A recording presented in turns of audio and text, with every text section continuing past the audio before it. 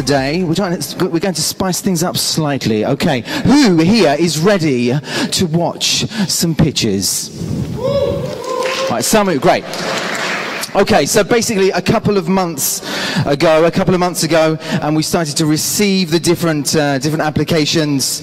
Literally, roughly about 200 different applications from 200 startups with their big idea to join us here on stage, to get selected to join us here on stage here at Shift 2015. We managed to find 24 of those 200, and they've been invited here for the conference, and they're about to show you their big idea. This is how it's going to work.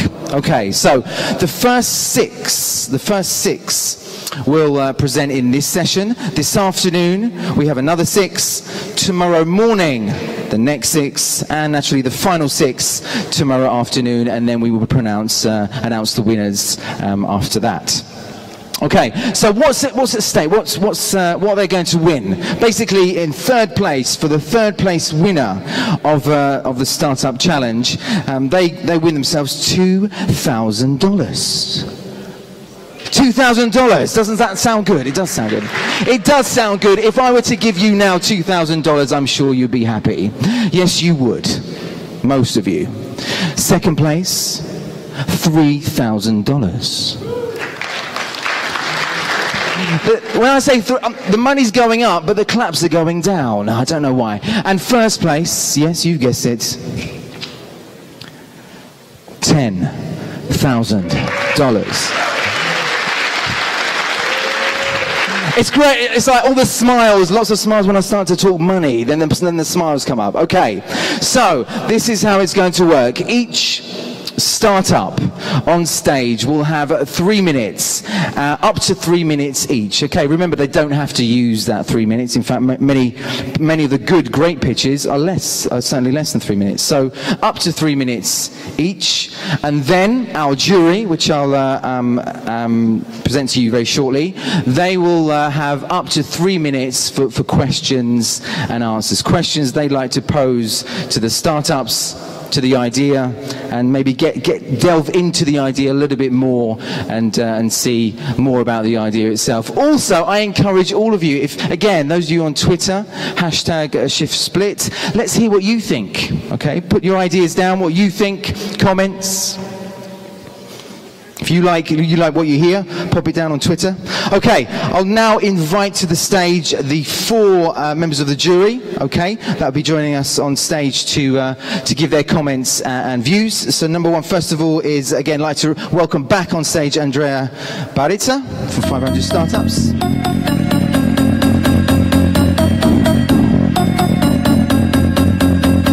Great. Also, a lady called Amy Cosper, with us last year, back with us again from Entrepreneur Magazine.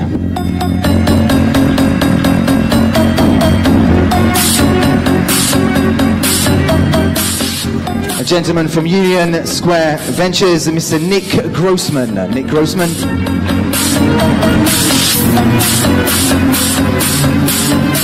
And guess what? Guess what? The rock star is back. He's back again. The one, the only Mr. Mike Butcher.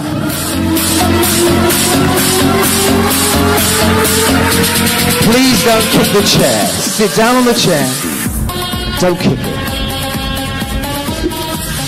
Okay. So, are you ready? Are you ready? Okay, remember also, coming on stage, some of the startups here have done this before many times. Some of them have done it just a few times, and I'm sure out of the 6, out of the whole 24 that we have, maybe it's the very first time they've actually presented. And also remember, please, sometimes we often forget, doing this in a foreign language is often quite difficult as well. So, I would like to present first of all, number 1, the first startup. First startup to come to the stage is a startup known as Epic Weather. Put your hands together for Epic Weather.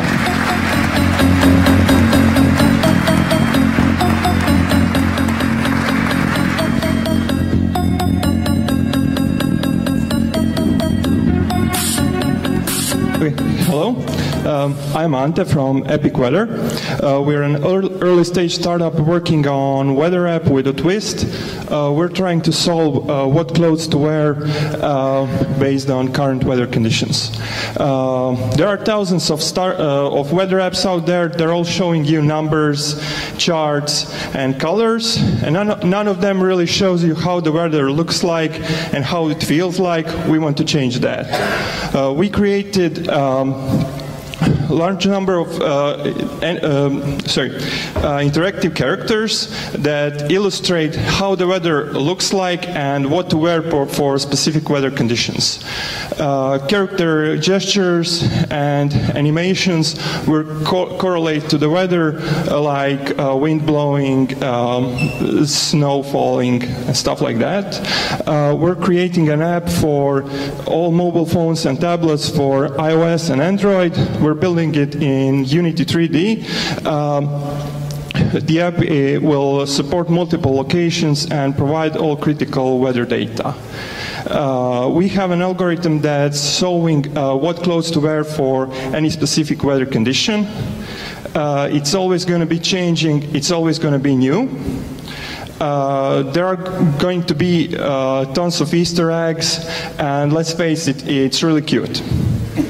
2 billion users, mobile phone users in the world, 2 billion weather apps, so it's a good market for disruption.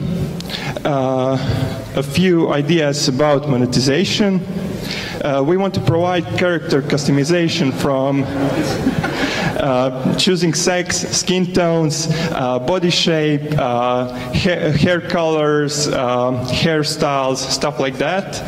We also want to provide a marketplace for fun animations and character expressions, also new clothes and all different kinds of accessories.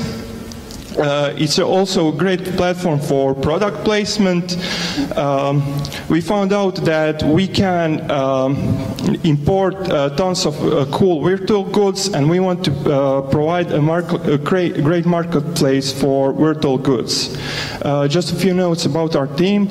We're designers and developers. We worked with startups for a few years now. We created and shipped a few great products, and now we want to create our own. Yeah, I hope you liked it. Thank you.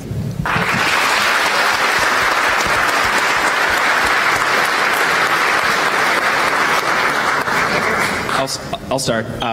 It's beautiful. Congratulations on making Thanks. that. And I was just remarking the other day about weather and weather apps and the extent to which people are building new weather apps. Because on the one hand, you would say it's crazy because everybody has the weather data. There have been 1,000 weather apps. And just the other day, I started using Weatherline, I think it's called, which visualizes weather in a different way. And I said, oh, wow, these guys took user interface and made that the thing that's going to make weather work in a new way. And even though we've had TV weather for 50 years, the same exact way, no one decided to innovate on it. So I think what you're doing is very clever. The characters are very beautiful. It looks extremely fun. I can totally imagine hooks into it for product placement and yada yada yada yada, and making it more social than just numbers. So nice work. Cool. Thanks. Epic feedback. I have a quick question for you. Is this thing on? Actually, two questions. So I'm unclear, first of all, what the revenue model is, and I'm unclear, secondly, on what the actual problem is. So maybe if you could clarify those points, that would be useful. Thank you. Okay. There are tons of weather apps, but it's really hard to relate to weather. And when you, on a rainy day, when you open a weather app and the character... It's not hard to relate to weather. It's like, do you have an umbrella or don't you? I mean, it's not hard to relate to weather. Yeah, maybe that's for you, but if you're younger, then you would like to see a fun character. Thank you.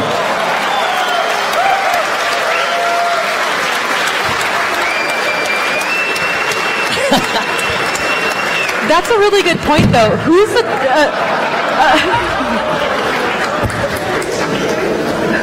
Do we want him back? Do we want Mike Butcher back? I think we do. Back. I think you win the 10,000 for that.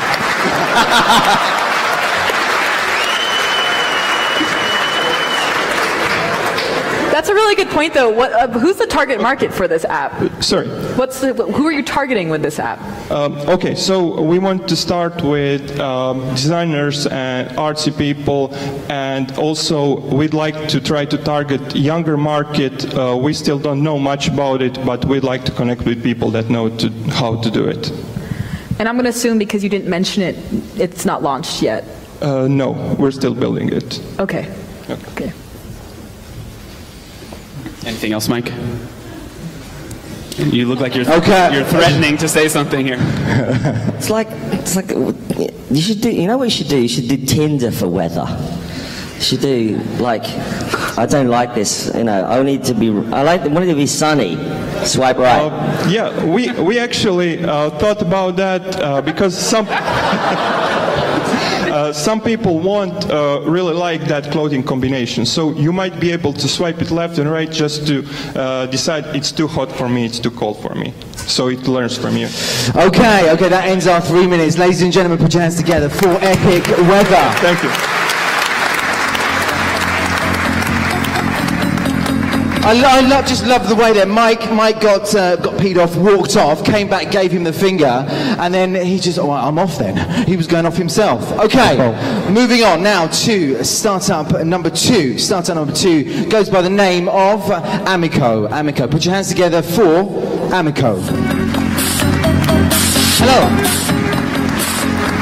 Hello, we are from Amico and we will disrupt the world of loyalty marketing.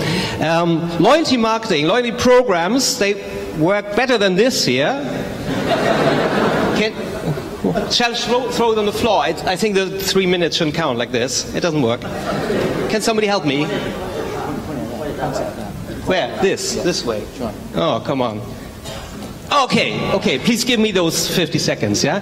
Okay, loyalty programs really work. That's been proven. They really make customers come back more often and make customers spend more. It's a huge and growing market, about 10% every year. But it's one big problem. It's only affordable for the big guys. And we will change that.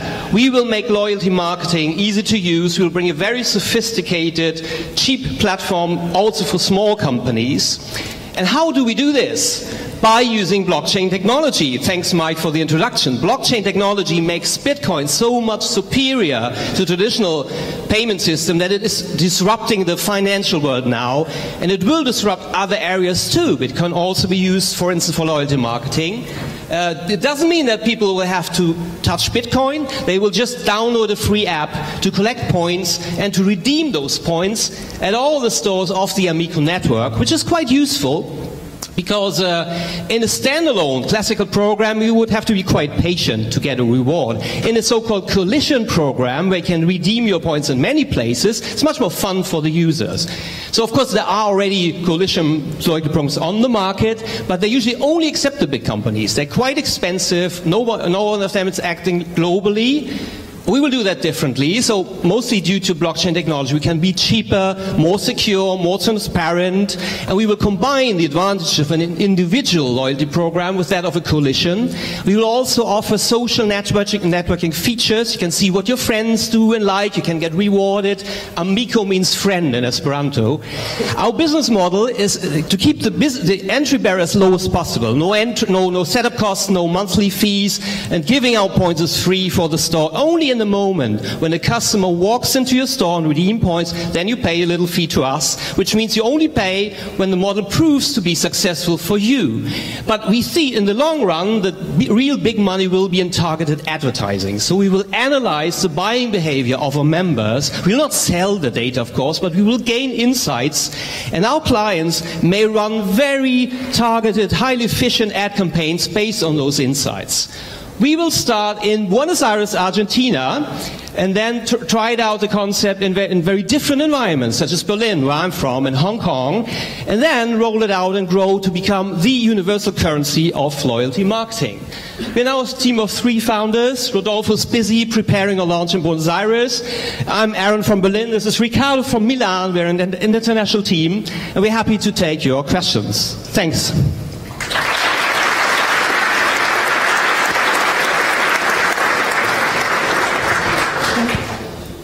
All right, go ahead.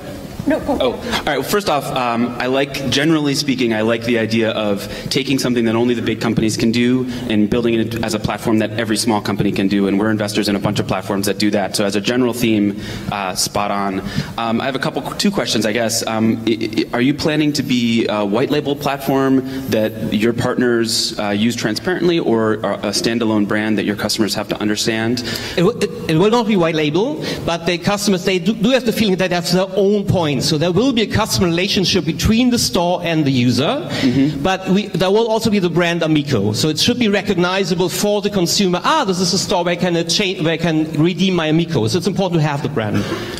And just regarding the blockchain, there are a bunch of reasons why one might use the blockchain for something like this, to make it tradable, to make it verifiable, to do it in a way that's inexpensive.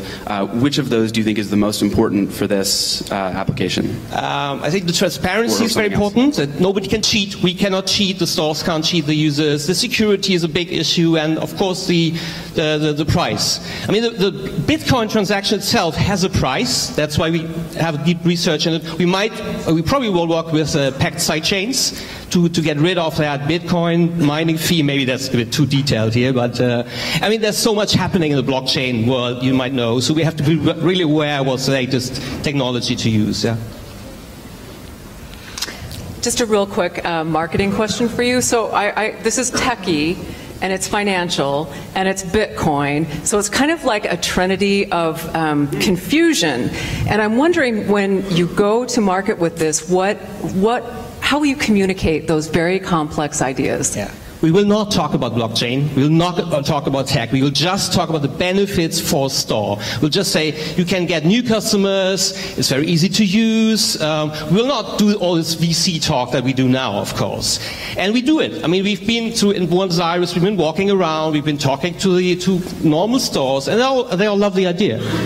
So, and who's, like, just really quickly, kind of a quick broad strokes of who your ideal customers are? The ideal customer is, the customer we focus on. It's like, you know, this sushi place at the corner, the pizzeria. I mean, of course, we would not send, you know, a big chain home, yeah, which we see. If we can do this for the small company, it will also work for the big supermarket. So we do hope that they will later come to us and see, okay, you do this so much cheaper, and we want to say, why can't you do this for us, for the big, whatever, petrol stations or so. But first, we focus on that, like mom and pop business, not big change, really small business, and try to do it right for them. How will you acquire your first 50 small businesses? Pardon? How will you acquire your first 50 businesses? We first do it in one neighborhood in Buenos Aires, in San Isidro. That's where Rodolfo lives. And we try to have a very high density. So every store in San Isidro, suburbs, will see, oh, it's big. Everybody has it. I want to have it too. Then Buenos Aires. Okay, that was the first 50 already. I answered your question. I mean, personal walk first, because that's where you learn first. Then, of course, in the long run, we want people to download the app and all that. But first, okay, we like that ends. I'm sorry, that ends our 3 minutes question and answer. Put your hands together for Amico. Thanks for the question. Everybody is pitching like you should keep your answers quite short. So what actually happens is that a judge asks a question, and then you go on for like 3 minutes. Pointless. You do it very, very quickly, and then then you get another question out of a judge, right? So that's just a little tip. Okay, right, we move on now to pitch number three. Pitch number three. You've seen first and second. You can see the kind of standard we've got here. Third pitch is a startup known as Spotty. Put your hands together for Spotty.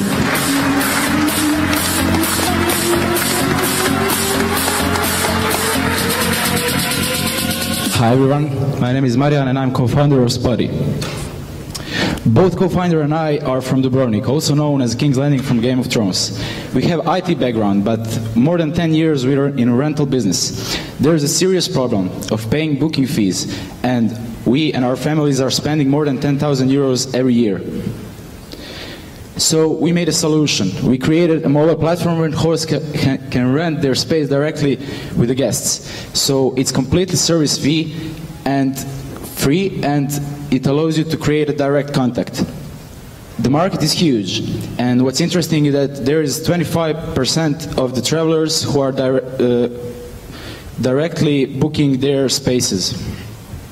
Our concept is really simple. We found out that more than 90% of the travelers are deciding which apartment to book on the decision of the 5 photos, lowest price and free Wi-Fi. So that's why we made a really simple product. You search for the city, find the listings and connect with the guests, with the rentals directly. For now, in 2 months we have more than 1,300 hosts with more than 800k views. Our business model is pretty simple. If you pay $0.99, you jump on the top of the search results. 50% of our users are using that on a monthly basis. And if we reach our golden goal of 1 million users, it would provide 1.8 million a year. We are already thinking, Mike, do you know how to fix this? Can I try? Oh. We are already thinking to implementing the excursions and trips to the same model. Our competitors are pretty big players with huge numbers, but our disruption model will help us to beat the market. Thank you.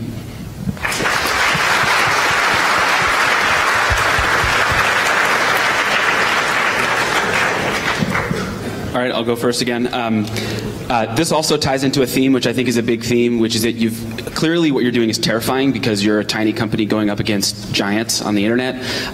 Your advantage is being small and being thin, and their disadvantage is having raised boatloads of money and having to turn that back to investors and having thick margins. And so the idea of trying to disrupt with like low take rates or no take rate and a different fee model, I think is a really interesting one. How are you going to bootstrap the other side of the marketplace, the buyer side? What's happening to all other industries like gaming industry or application industry, in the beginning they were all payable, and then the model went free to pay to the additional services. All other services are lowered their booking fees, and at a certain point they will cancel them. So for now we didn't invest any money in marketing. We just did a few local PRs and guests started talking about it. We also did a few hacks, found a certain amount of email addresses, like 40,000, from the open websites like tourist boards or... So 15% of users go back? 15? No, 15% of users are paying for Jump to Top feature. 15% of users are paying? Yeah. Right, so where is it launched right now? In Split, Croatia? Where is it? Sorry? Where is it launched? In Dubrovnik.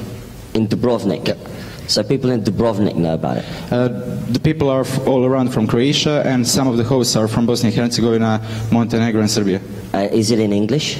Yes, it is in English. Why are you not launching it? Why did you not email me? Like launch it on TechCrunch or something? Like, what the hell are you doing? Like, why don't you launch it on a big platform, like get some traction on an international scale? Well, I came here to get an opportunity. Right. Okay. Email me. Okay. You got my email address, right? Thanks.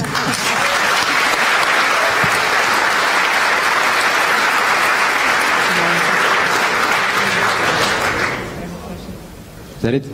Yeah, thank you. Any other questions? No? Okay, put your hands together for Spotty.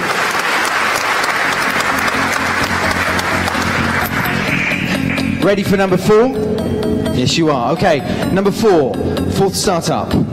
Startup by the name of My Beeline. Put your hands together for My Beeline.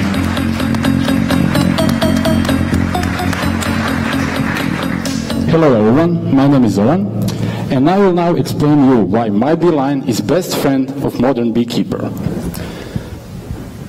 Albert Einstein once said that if the bees disappeared on the surface of the globe, man would only have 4 years to live. Well, that might be true or not, but one thing is sure. Bees are one of the main elements of our ecosystem, as they are main pollinators of up to 80% of known plant species. Just imagine how would our store shelves look like without bees. My friends, my family often told me how beekeeping is not so predictable, it's dynamic, stressful. Everything is just fine until your hives are healthy, of course. But when your single hive gets infected, you have to get rid of all of your apiary. Just imagine how stressful it is to set on fire several years of work. Just imagine how would you feel to have to set your startup on fire. Second biggest problem by this disease is swarming. When a beehive becomes overcrowded, bees just go away, taking away your money, your yield, and themselves. For the first phase, we are targeting European market with more than 730,000 beekeepers. We, at the moment, are using a regional market for customer development approach and maintaining our visibility as we do the development. We have 54 pending testers and 6 active alpha testers. Our solution is consisting of web application, mobile application, and pluggable hardware devices. We have a system that can manage and process your collected data and inform you about possible diseases and possible swarmings. We will offer MyBeeline in a software as a service model, where paid users will have some advanced features and no limitations.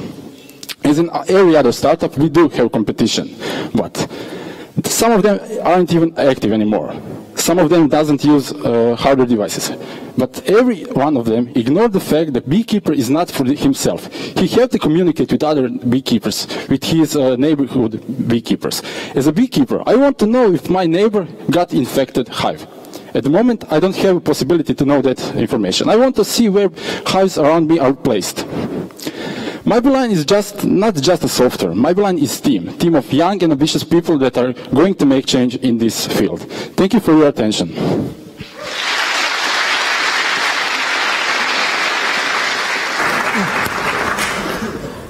So I love bees. I'm like so happy someone is going to help us save the bees. My question, you talked about competitors. What are people using now? Like, is it that the competitors aren't getting to the beekeepers, or that what's going on with the competitors? At the moment, there is no #1 tool for beekeeping. I don't know why. I believe that different beekeeping approaches, different workflows are the main problem. There are some solutions with hardware devices, digital scales. There are some just data management applications, but at the moment, digital scales are top of using hardware in beekeeping as on the, let's say, professional level. I believe that there are users, they claim to have much users, but there is no #1 tool. Yeah. And other question, how do you, are beekeepers looking for software to solve this problem? Like, are beekeepers seeking out a software? How confident are you that they would engage with a CRM, like a bee a bee management system, a BRM, you know? Okay, so I will put this that way. We didn't do any marketing. We just had one article about one competition, and people reached us. When will application be available? It's a BRM. It's a BRM. Yes, of course. It's a CRM, BRM.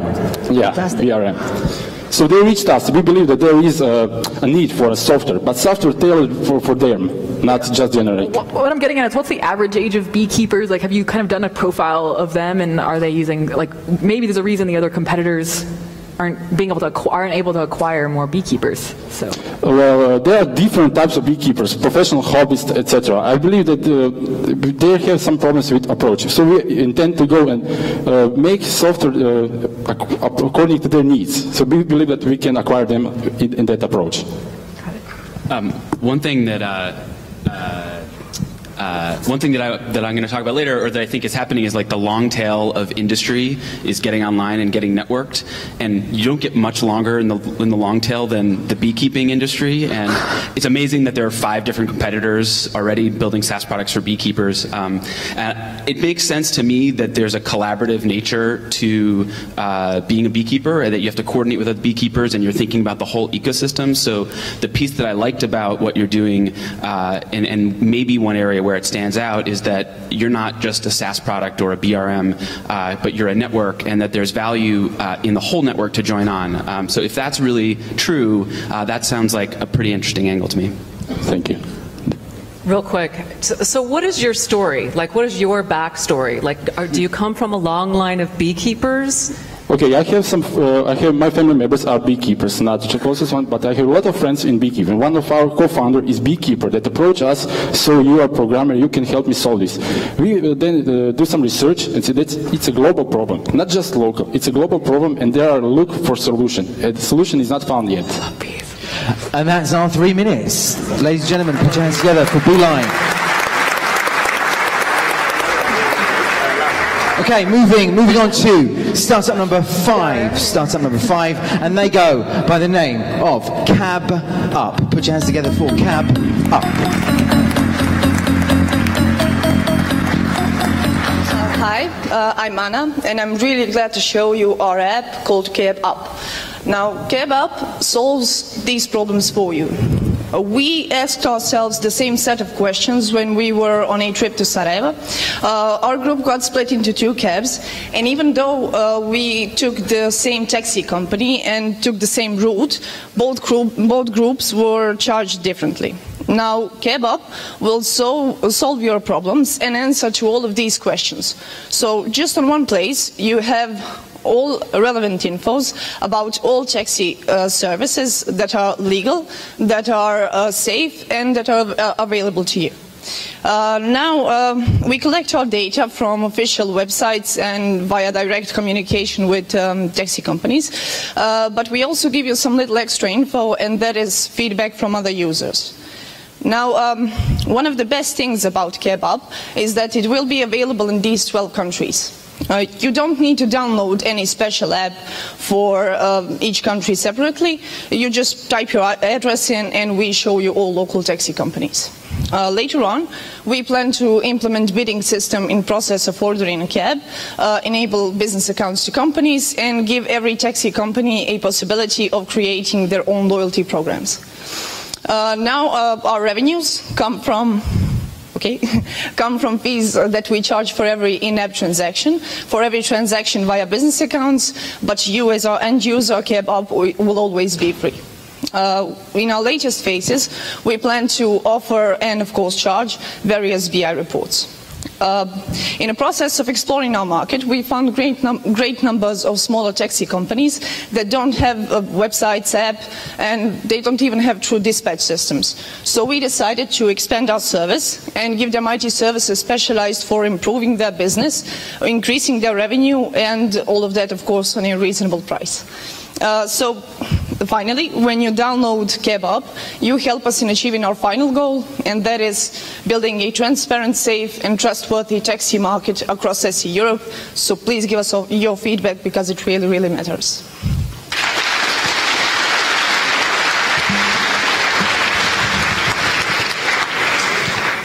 So, you know what is really good when you're a judge on these things is you see a product. So we saw a product and we saw interface, and that's super cool. So thank you. It was a really good presentation. Actually, one of the things I really liked about what you're doing is that you listened to your market, and you thought, you got feedback from the market, and then you iterated as you were going. So I think that's really cool. Thank you. So here's a question, right? So you're taking a percentage of revenues, or what's the model again? The fees percentage for every in-app transaction from taxi companies. Right. And because there are users that sometimes don't have a wallet, so they want to pay through our app. Is the user, me as a user, do I get like ratings on whether this firm is good, or is it like a Yelp or whatever, or TripAdvisor for cabs? In a sort of a way, every user after every ride can evaluate the taxi company by several criteria. Was the driver good? Was the vehicle good? Was the price okay? So I think this is really cool, like especially in emerging markets. Basically, you get to rate the firm, you get to rate even can you rate the driver? What can I? Is the driver get a rating as well? Yeah, of course. Cool. I can rate the driver. Okay, so this is a really competitive market with some big players, not just Uber, but taxi apps that do dispatch all over Europe, all over Asia. One of the things that we've learned about this market is that it's very expensive to enter a new territory. Not just because, but one of the reasons is that oftentimes you're subsidizing rides either to get riders or drivers onto the platform, and it can be like very, very expensive to do that. How are you thinking about playing that game and entering this competitive landscape and bootstrapping both sides of your marketplace, I would imagine, without a super high cost model? Currently we are planning to expand in phases on countries. Firstly, of course, we explore our market. We communicate with taxi companies, and after we get all data, we go country by country. Firstly, kebab will be available in Croatia and Slovenia, and we will slowly expand our market. And there comes the cost from marketing, but we plan to gather that along the way. Okay, thanks. Okay, cab up. Moving on, so our next startup very simply goes by the name of Easy. Easy, put your hands together for Easy.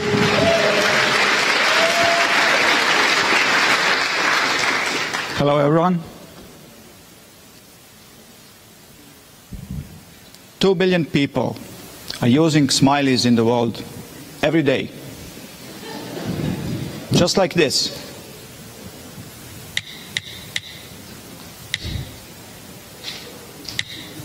It seems it doesn't work. Tick, tock, tick, tock. Oh, a menu, sub-menu, hidden menu. Isn't it confusing? But now, you can do it also like this. Hold it like that. I like it.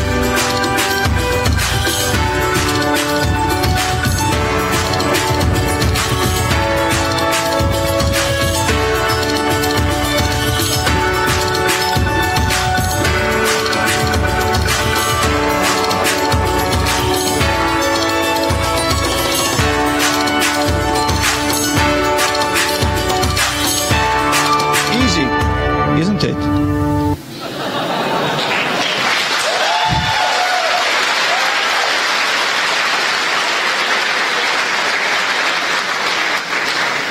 I am Marin, and we are Easy.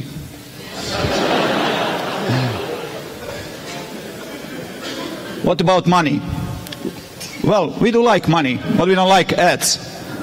We think they are too intrusive and too repellent. So how are we going to earn?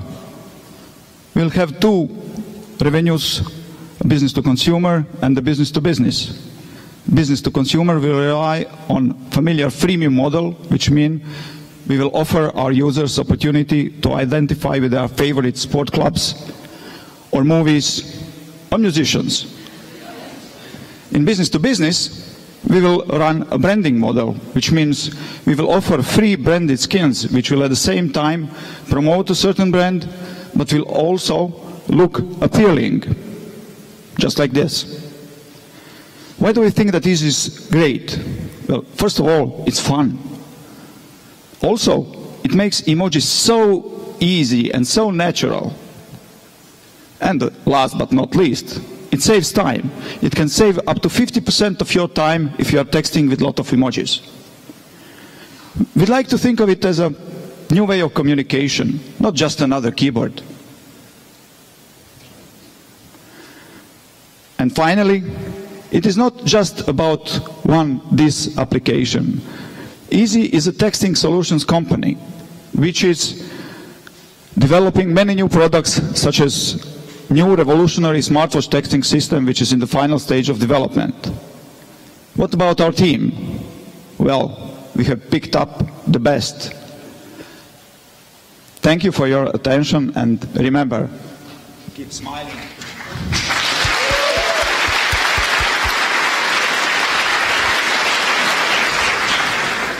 You did a great job on your presentation, by the way. That was very engaging and very fun and entertaining.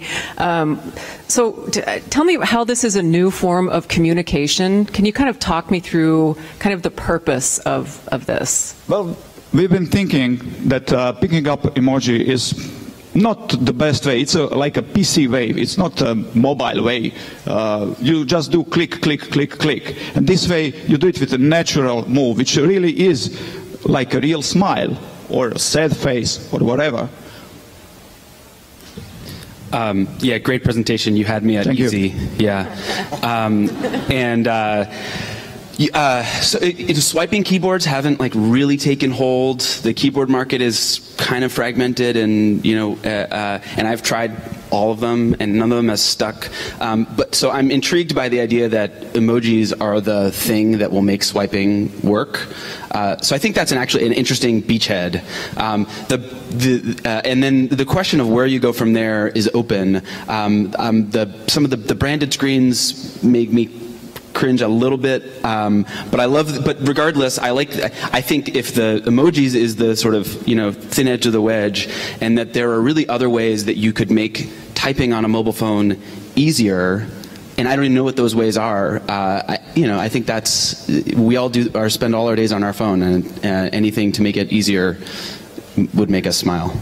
Thank you. Thank you. I'd like to know the story.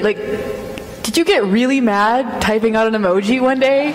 Yes, actually, yes. It's so confusing. And which menu I am? Sub-menu, hidden menu. What should I do now? Yeah. So it's really a bit frustrating. From your pain of emojis. Yeah. And then you realize it's so simple, really. Just do it like this. I think it's the video is lovely, but I just don't get it. And it's like, why? What's the point? I mean, exactly how many emojis can I do? Okay, I'm going to smile, frown. What is this? I don't know. 20 boobs. emojis. I don't know. 20 what? emojis. Penis. I don't know. Dickhead. I don't know what. I mean, how many? Like, hello? I don't know. How many times can you do this? Could we see a show of hands of who hates making emojis? I'm just curious. Who hates what? Who hates typing emojis in the audience? You don't use... No, you would... Seriously, you would buy an app for... Okay, I'm just trying to scare you, but there was a good amount of hands that hate emojis. I've never experienced the pain of hating emojis. This is what I'm trying to say. It's like, I don't have to... There's no pain in it. I have a smorgasbord of beautiful emoticons that I could... and GIFs that I can send to people. It's possible you've never experienced the joy of making easy emojis. Yeah. I have to agree. I love your pitch, never change. Do you use a lot of emojis? Yeah, sure. Sorry, you don't seem like the type of man. I'm just confused because the story. You don't seem like an emoji kind of guy, and you're like angry about emojis. It's like do you use a lot of emojis? Are you emotional? Yes. Do you want to do smiles all the time? Yes, make smile. But not emojis, all the symbols. So you got the shortcuts for everything on the sub-menu. Got it. Smile. All right. And smile is the cutest. Ladies and gentlemen, put your hands together for Easy.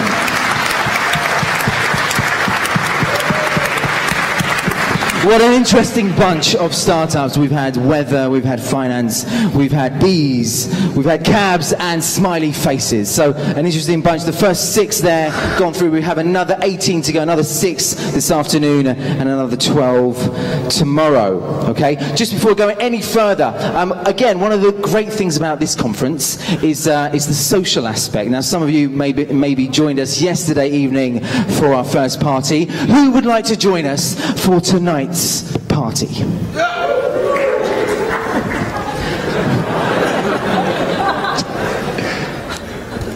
So you need a smiley face there, I think. Okay. Tonight at 9 o'clock at Moon Bar. Now, if you're from Split, you probably know where Moon Bar is. Is that right? Who's from Split? Hands up, Split. Okay. If you're not from Split, all you got to do is make friends with someone who just had their hands up. Okay, and they will show you where it is. Also, I believe it's on the website as well. So again, one of the great things about this conference and many other conferences as well is the social aspect. We're in front of our screens all the time. This is a chance to get out, enjoy yourselves, and network and meet other people. Okay, we will now go for lunch. We will have 1 hour for lunch, so we'll be back here at 2 o'clock. Once again, a big round of applause for our jury. Andrea, Amy, Nick.